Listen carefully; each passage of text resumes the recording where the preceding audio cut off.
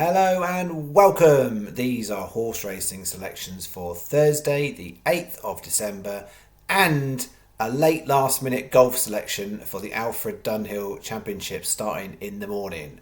I am Flat Cap Callum and I'm hoping you are all very, very well. All right, coming up today, we are navigating Thursday with care because of the potential for abandonments due to frost, which is going to be a bit of an issue for the next few days. So I'll kind of get onto the bets in a sec, but the first race at the moment is the 12:12 at Newcastle, but almost all meetings, with exception of Taunton and Chelmsford, do have inspections in the morning. So 12:12 Newcastle pending inspection. 3 bets, £15. It's a bit of a different, there's some different stuff in there. We'll get to that. We'll get to that. As far as today goes, though, so we'll go through today. I had it as 15 on, 1996 back, so a small profit from today, which was good. It was looking like it was going to be better than that, but no cigar. So we started off here, and this very hopefully non-runner. Everything else struck out, so we went for some big prices, and none of them really got that competitive. So that one was a bit of a dud. But then bet 2 was the one that started getting people a bit excited. So the 3:15, we split leg. Mapex Kid got backed in to about 11-2, I think it was. Didn't actually run that well. Superior Force snagged 4th, so that was good. And then we had Tynan, which after I'd done the bet in the morning, for most bookies across the board, as far as I could see, for at least half an hour, it was about 100 to 1. So it sounds like that's what most of you got. Channel was on at 80s. It actually SP'd at 28s, and it did a very, very good job of almost winning the race, but couldn't quite get to the favourite. Another nice price. And then hoping we got something with it. We did. We had that. But then these two, despite the fact they were shorter prices, no, they were not near enough. So we only had a place double on one lucky 15. We had a single on the other, but we did have the actual single on there as well. So again, biggest price horse of the day, and it goes and makes the frame. You see it time and time again. Never be afraid of a price. Just because it's a big price, it doesn't mean it's a bad price. Bigger the price often means it's better value. So we got that, and then the combination double, no good. Superior Force was going on to those two, and it wasn't there. So small profit, but a nice way to start the week. Generally done all right the last Wednesdays. I think it's like one Wednesday in the last 4 that we haven't actually made profit. And then we get into Tricky Thursday. So what have we got? Well, I've tried to look at putting certain tracks together and putting in mitigations to kind of think, if this track is abandoned, this one isn't, what's the implications, that kind of thing. So I'm not going to bore you with all the details of how I've worked all of that out. Some of you are just happy to write down the bets. So we're starting off here because I felt like I had to. So these are the 4 obvious races, but both these meetings are borderline whether they're going to run tomorrow. So 2 Newcastle and 2 in Clonmel and Ireland. But in terms of extra place races, these are the 4 races to be on, definitely. So if you get past inspections in the morning, I would definitely advise having a look at these races. I've not gone big, I've just got the 1 bet on it. And it's 2 Newcastle, 2 Clonmel, as I said. So if either meeting goes down, then there'll be some element of refund, but there'll be a lot of money banked on basically a double coming up of some description. And I had a little look. I wasn't massively keen on much, and so I found myself going for fairly decent prices. Well, no, they are decent prices in all the races. They're all risky ones. They are all risky ones. So I've put up obviously an 80 to 1 shot. Yes, the 80 to 1 shot on Wednesday was better than this 80 to 1 shot. I'm having a little go with this bet with some prices, and we'll see how we go. So advisory Sky, because they're an extra place on most of these races compared to anyone else. 365 our second best, 888 our third best. So it's 12:12 Newcastle, Dakota Beat 33, 110 Clonmel, Getaway Katie's at 20, 215 Clonmel, Battle Bound 22s, and finishing off 252 Newcastle, Charlie's Rockstar 80s. So I've done it as the small stake, 10p each way, lucky 15. and then I've put the 6 times 25p each way doubles on it, and then 50p each way single on Charlie's Rockstar. So the idea being that if one meeting goes down, it's not like a normal lucky where we've sort of everything goes on wrapped up in the double. We will get a bit more money back refunded this way, but not loads. But because of the big prices, it's one of those ones where you're more likely clearly to get. I mean, I say this all the time. Clearly, you're more likely to get 2 than 3 because it's harder to get 3 than 2. But given the prices, it's well worth upping the stake a little bit for the double. So that's what we've got there. So that is bet 1. Then bet 2 is an unusual bet in that it's not a Trixie. It's a bit of a mixed bet really.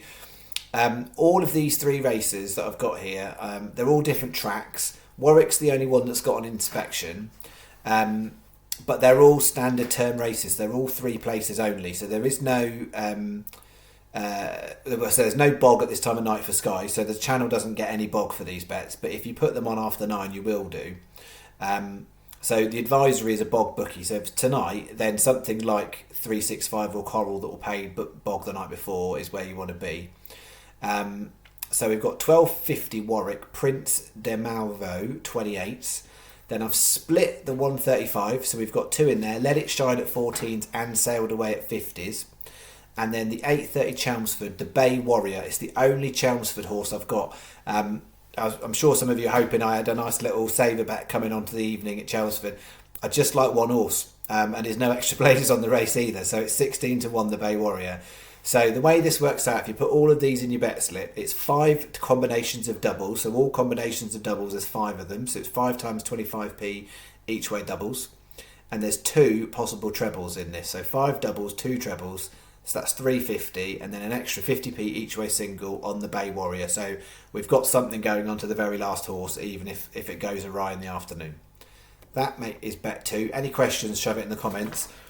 And then if you thought bet 2 was unusual, bet 3 is a bit unusual. It's got familiarity. If I tell you I've got a win Trixie with a difference. So this is the shape of bet 3. Now this is one of those ones where I just really want Newcastle to not get abandoned for this horse, to give it a chance. So again, bog bookie because we want to win Trixie. But this bet is made for the 222 Newcastle, Dakota Moirette. So I'm really, really hoping it runs. Because it's not worth much if it doesn't run, because you get a refund, and then we got some money going on to 2 to 1 shots. Those 2 to 1 shots are borderline. If it wasn't for that horse, I wouldn't be putting out a win Trixie. But this is a 4-horse race, and that just before I did the bet, it was 50 to 1, and it's drifted to 66 on Sky. That is a ridiculous price. 4-horse race. It's the 4th best horse on paper, right? 100% it's the 4th best horse, but no way should that be 66s. I landed one of these the other week on a day when I didn't do any channel bets, and it was a 50 to 1 backed into 20s in a 4-horse race. These things can come up with 4-horse races, all sorts of funny things go on. But that horse has got form. It's not a nag, it's not a donkey. It didn't run well last time, but it's got form to be competitive, so it's not a horse you can write off. There's just no way it should be 66 to 1.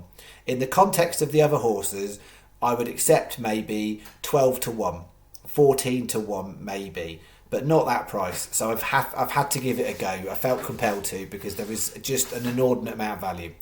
So 50p win Trixie on the 3. So as I said, I've got 2 what I would call borderlines to go in with it, because if it does win, just having a single's lovely, but if we can get another 2 to 1 shot or something with it, that is dreamy. So it's a 50p win Trixie, and then it's a 150 win single on Dakota Moirette. The other flag, for those of you like sign markets, you can go on 365 at the time of the video. They're only 40s on 365, 50s on most bookies, but 40s 365. But they will give 35 to 1 first 2 quarter of the odds.